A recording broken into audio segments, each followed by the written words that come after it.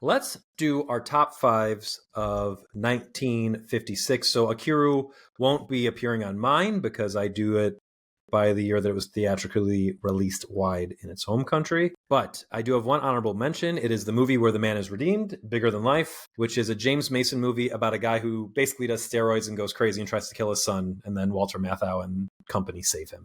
Sounds delightful. It's fine. It's pretty solid. It is very widely regarded. It's one of those, like we mentioned last week, 3.5 stars is what you give a movie on Letterboxd when you're supposed to like it, but you don't. I gave this one 3 stars. It's all right. Anyway, my number 5 is Rodan, the monster movie. Toho Ishiro Honda directed movie about 2 fire-breathing dragons, basically. I like this one a lot. It's a lot of fun. My number 4 is The Man Who Knew Too Much. We talked about that in our review of the original. This is Alfred Hitchcock's remake of his own movie. Better than the original. This one stars James Stewart and Doris May. Really good stuff. Couple's son gets kidnapped while they're on vacation and they have to do something about it. My number 3 is The Killing, Stanley Kubrick's breakout movie? Yes, absolutely. Because, Paths of Glory was after this, so yeah. Right. This is just a really fun heist film, and it's led by Sterling Hayden as a real piece of garbage who is a bad guy who does bad things and is not redeemed at the end of the movie. Quentin Tarantino, I think, admittedly stole like a lot of the structure of Jackie Brown from especially the second half of The Killing. Yeah, Elisha Cook Jr. is also in this. Always fun to see him pop up, but he's great as like just sort of like I'm a quiet guy on the heist team. I'm a big fan of it. Every heist team has to have one. My number 2 is a movie that we discussed in a much earlier episode. It's The Ten Commandments. We talked about it when we talked about the silent film. This one was also remade by the man who made the first one, Cecil B. DeMille, and this is just like vastly, vastly superior than the weirdly Christian version he made in the 20s. Wow, so weird. I think about that movie from time to time, and it just like always puzzles me. Yeah, very strange. The epic version from 1956, excellent. I don't know what happened with that original one. There's a reason he remade it. Yeah.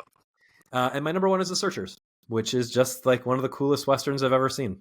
When was the last time a movie that I recommended for the podcast made your number 1? It's been a minute.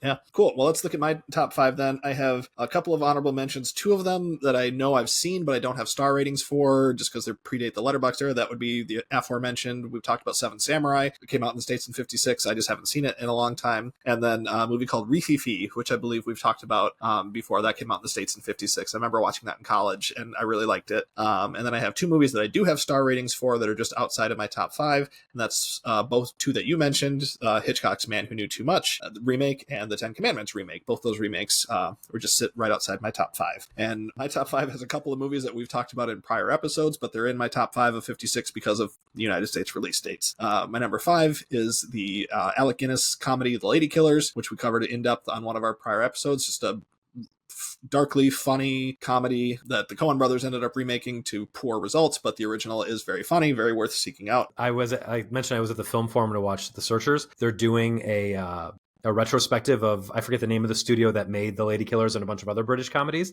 And it was just fun to see like Alec Guinness and Peter Sellers like up on the screen in multiple roles in multiple movies together. Oh, I love that. Yeah.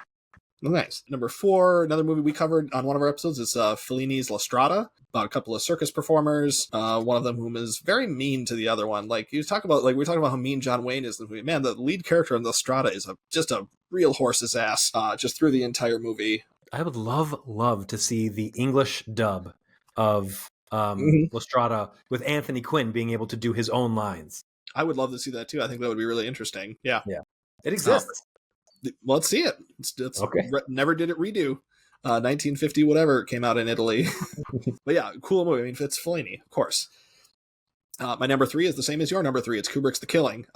Just a great heist movie. Like I said, Tarantino stole from it. Probably a lot of other heist movies have stolen from it. Kind of an underappreciated Kubrick movie because he went on to make so many, big Strangelove, 2001, Clockwork Orange, Full Metal Jacket, all those other movies. But The Killing stands up with the rest of his work. It's just really, really cool. And then my number 2 is The Searchers, which, as we covered, is amazing. And then my number 1, and these are very, very close. My number 2 and 1, number 1 is Ikiru. Oh, first time that's probably ever happened where my pick gets your number 1 and your pick gets my number 1. I think that's amazing. And I don't know, I almost went the other way. It could go, I think The Searchers is an incredible movie for a lot of reasons, so I could go almost either way, but Ikiru really just moved me.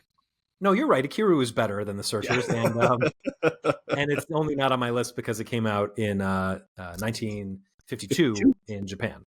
Mm-hmm.